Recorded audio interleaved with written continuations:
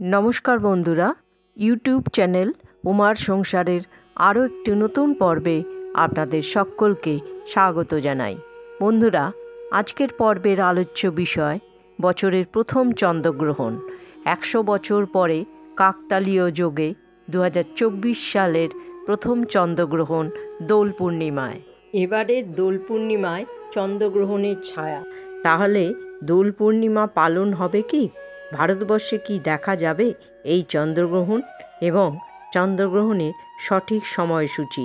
চলুন জেনে নেওয়া যাক আজকের পর্ব থেকে। 2024 সালের প্রথম চন্দ্রগ্রহণ আর কয়েকদিন পরেই। বছরের প্রথম চন্দ্রগ্রহণ পড়তে চলেছে দোল পূর্ণিমায়।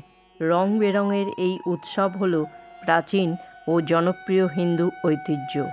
এই উৎসব আদতে বসন্তকে স্বাগত জানানোর জন্য পালিত হয়। শুধু তাই নয়, কৃষি মরশুমের সূচনা থেকে শুরু করে অশুভের বিরুদ্ধে শুভ শক্তির বিজয় এবং চিরন্তন প্রেমের প্রতীক হল এই দোলযাত্রা। রং, আনন্দ ও ভ্রাতৃত্বের উৎসবে গ্রহণের ছায়া পড়ায় এই দিনটি যে আরও বিশেষ হতে চলেছে তা বলার অপেক্ষা রাখে না। পৃথিবী সূর্যের চারদিকে ঘোরে এবং চাঁদ পৃথিবীর চারদিকে ঘোরে।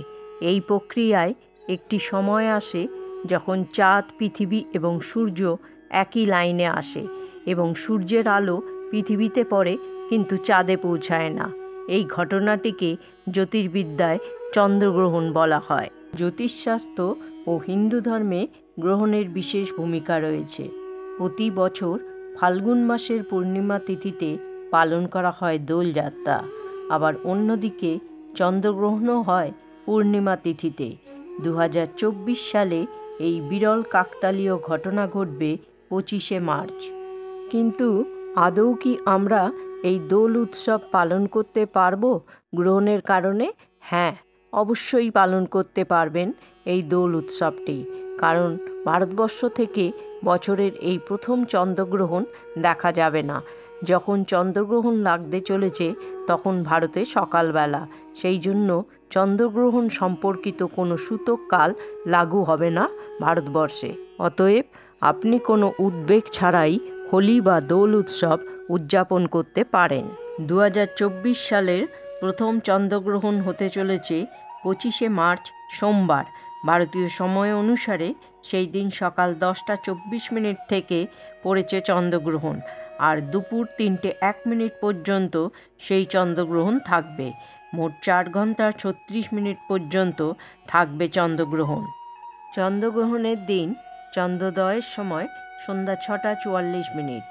চন্দ্রগ্রহণের সূতক সময় 9 ঘন্টা আগে শুরু হয়। সূতক সময়ে কোনো শুভ কাজ, পুজো পাঠের মতো শুভ অনুষ্ঠান ইত্যাদি পালন করা উচিত নয়। প্রথা মেনে এই সময়ে মন্দিরের দরজাও বন্ধ রাখা হয়। যেহেতু এই গ্রহণ ভারতে দৃশ্যমান হবে না, তাই এই চন্দ্রগ্রহণের সূতক সময়ও বৈধ হবে না।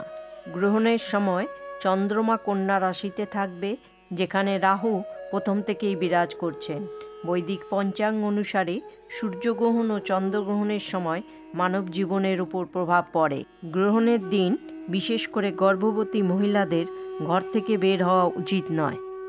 বন্ধুরা, আজকের পর্বটি এই পর্যন্তই। পর্বটি ভালো লাগলে অবশ্যই লাইক, শেয়ার এবং সাবস্ক্রাইব করবেন। পরবর্তী পর্বে আবার একটি নতুন বিষয় নিয়ে আপনাদের সঙ্গে কথা হবে। ততক্ষণের জন্য ভালো থাকুন, সুস্থ থাকুন। জয় শ্রীকৃষ্ণ। রাধে রাধে।